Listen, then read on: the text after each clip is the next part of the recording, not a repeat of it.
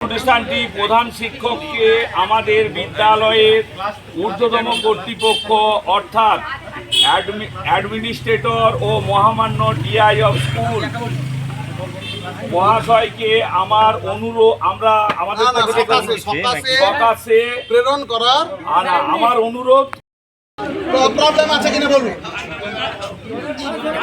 ছুটি নিচ্ছেন না আপনাকে 12 আমি তো ছুটির কথা লিখলাম, এনারা তো আমাকে জোর করে বললেন আপনাকে সব স্টাফ মিলে বলছে আপনি স্কুল আসবেন না। সে আমার স্কুলের নিরাপত্তার খাতিরে, আপনার নিরাপত্তার খাতিরে, আমাদের নিরাপত্তার খাতিরে স্কুলের সম্মানার্থী।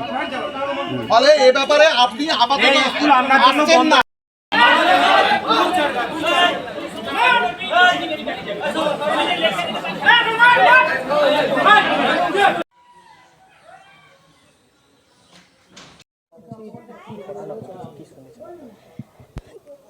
কি ঘটনা ঘটেছে, আমি একটা 4 স্যাটারডে মিটিংয়ে আমি অঞ্চলে ছিলাম, আমাকে হঠাৎ এখান থেকে ফোন গেছিলো, আমি সেখানে মিটিংটা সেরেই আসছি।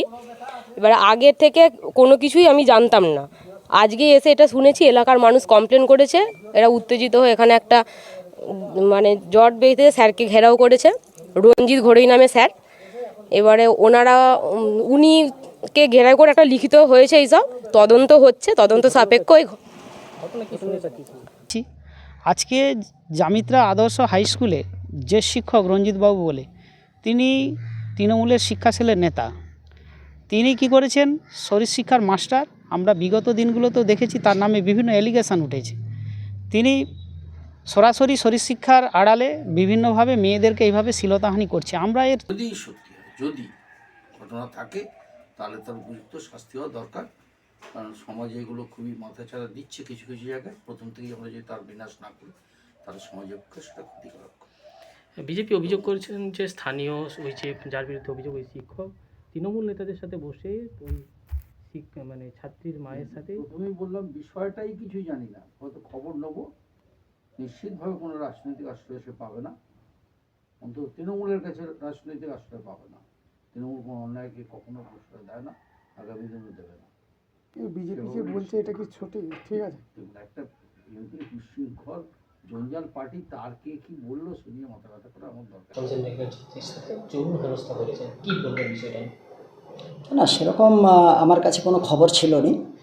আজকে স্কুলে গিয়ে জানতে পারলাম। এই নিয়ে আমি যতক্ষণ স্কুলে ছিলাম তাতে করে কিন্তু সেই ধরনের কোনো অভিযোগ মেয়ের বা মেয়ের বাড়ির পক্ষ থেকে আসেনি। এটা ওখানকার যারা লোকাল রয়েছে, যা আমি দীর্ঘদিন ওখানে চাকরি করছি, আমার যে সুনাম, দীর্ঘদিন ধরে চাকরি করা, 23 বছর চাকরি হয়ে গেল, তাতে এক শ্রেণীর মানুষ যারা আমার হয়তো চলার পথে বা আমার কাজকর্মে যাদের পছন্দ নয়, তারা হয়তো এই ধরনের কিছু একটা করার চেষ্টা করে যাচ্ছে। কি মনে হচ্ছে আপনার? না, মনে না, এখন ব্যাপারটা যে দেখুন, আমি স্টুডেন্টদের প্রচুর হেল্প করি, মানে আজ 23 বছরে প্রচুর স্টুডেন্ট আমার ওখানে এসেছিল, ডেপুটেশন দিয়েছেন ওনারা, কিন্তু এখনও পড়ে দেখার সুযোগ হয়নি।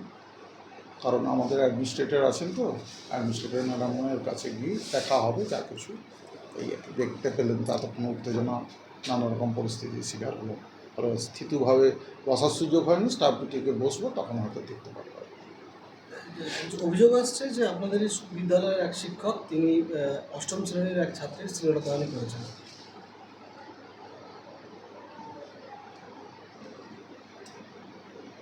উনি আগেও এরকম কর্মকাণ্ড কোনো জড়িয়েছিলেন? হচ্ছে দেখুন, ওটা যা বলছে পাবলিক আপনারাও শুনেছেন, আমরাও শুনছি, আমরাও শুনছি।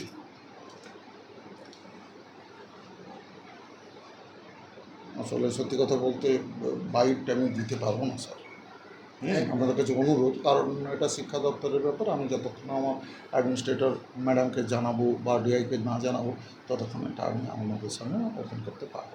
আপনারা যা শুনেছেন এলাকাবাসী বা ইত্যাদি বা স্টাফ, কিন্তু আমি অফিসিয়ালি বাইকটা আমাকে দিতে পারবো।